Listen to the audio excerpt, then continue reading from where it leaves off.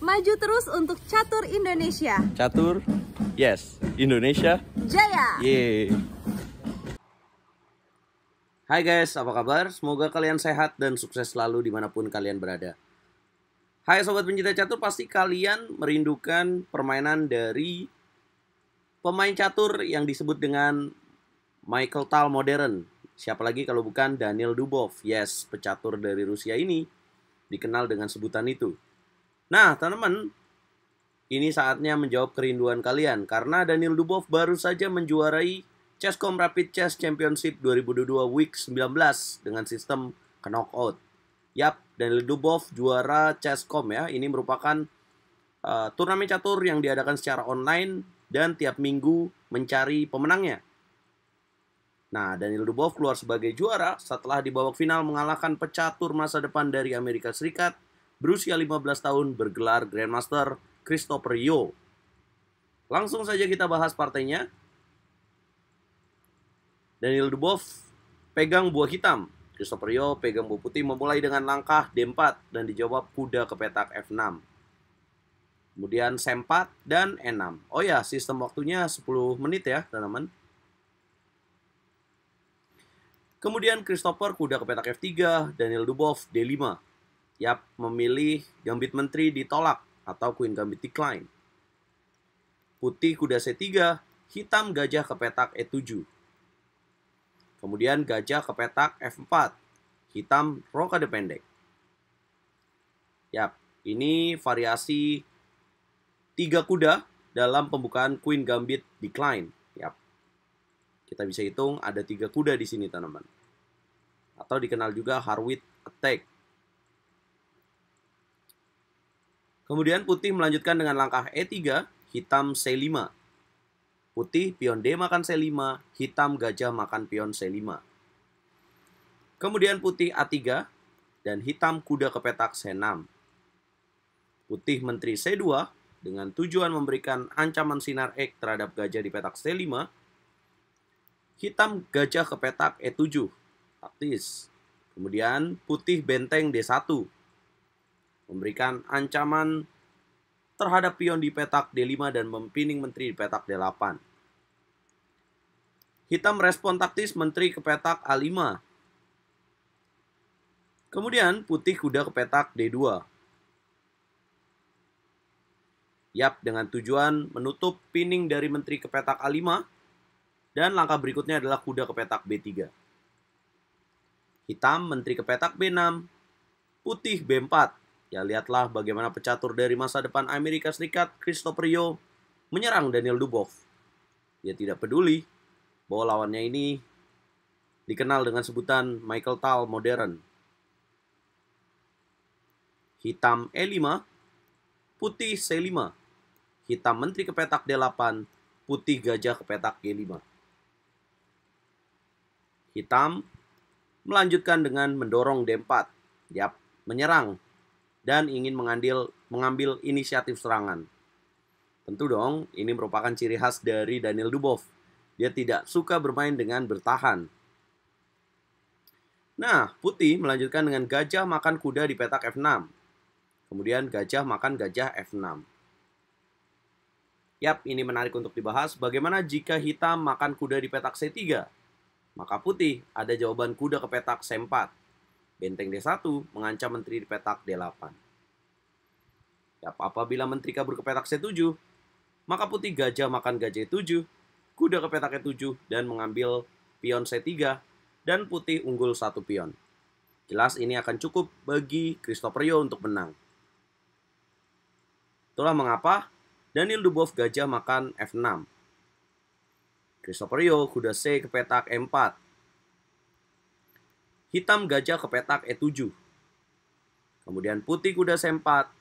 Hitam gajah ke petak E6. Ya, putih melanjutkan serangan dengan masuk kuda ke petak E, petak D6. Mengancam pion B7, Daniil Dubov gajah makan kuda C4. Yap, Christopher Yo kuda makan gajah C4. Kemudian Daniil Dubov B5. Putih pion C makan B6 and passen. Yap, buat teman-teman yang belum tahu, apakah itu en passant? Yap, ketika dalam posisi seperti ini, pion putih masuk di baris kelima, dan pion hitam maju 2 langkah dari titik awalnya, maka bisa dilakukan en passant, langkah spesial dalam permainan catur. Pion A makan B6, putih gajah D3. Mengancam pion H7, hitam G6. Kemudian putih gajah E4, hitam benteng ke petak C8.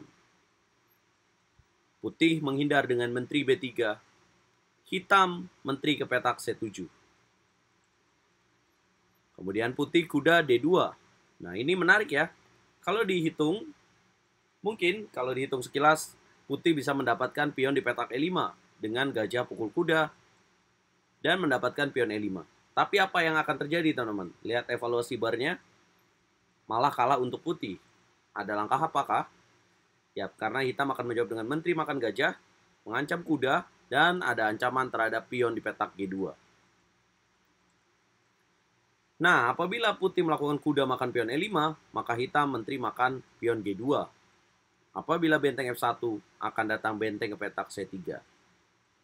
Nah, apabila menteri mundur ke petak B2, maka akan ada benteng F ke petak C8. Apabila pion E makan D4, maka hitam makan benteng C2, menteri B3, dan akan ada menteri ke petak M4. Jika ditutup menteri E3, maka menteri makan menteri, pion F makan menteri, dan akan datang gajah ke petak A4.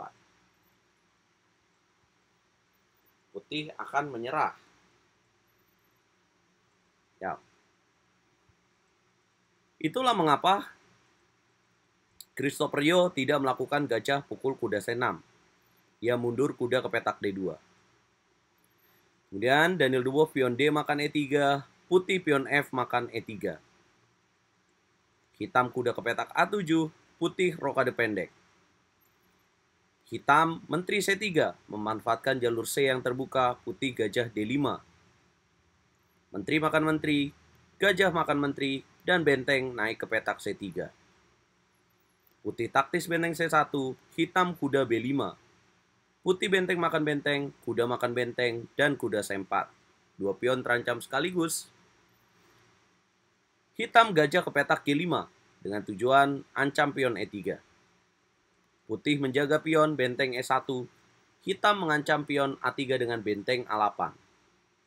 Jual beli serangan yang sangat menarik dari kedua pemain, dan waktu tinggal di bawah 3 menit. Putih A4, kuda makan pion A4, kemudian putih kuda makan pion E5. Ya, membuat kuda outpost position, dan putih memiliki ancaman pion F7. Duda naik raja ke petak G7, putih kuda makan pion F7. Putih unggul 1 pion, Daniel Dubois gajah ke petak E7. Ini semakin menarik karena kedua pemain memiliki gajah yang beda warna. Putih dengan gajah terang, hitam gajah gelap. Christopher Yo kuda ke petak E5. Dia tidak memilih langkah B5. Apa yang akan terjadi? Jika B5, maka hitam akan mengganggu dengan kuda C3, ancam pion B5. Jika dijaga dengan gajah C4, maka hitam akan benteng ke petak A4, mengancam gajah. Nah, ini akan berat. Apabila gajah ke petak E6, maka benteng E4. Yang pasti pion ini akan jatuh, malah berbahaya untuk putih.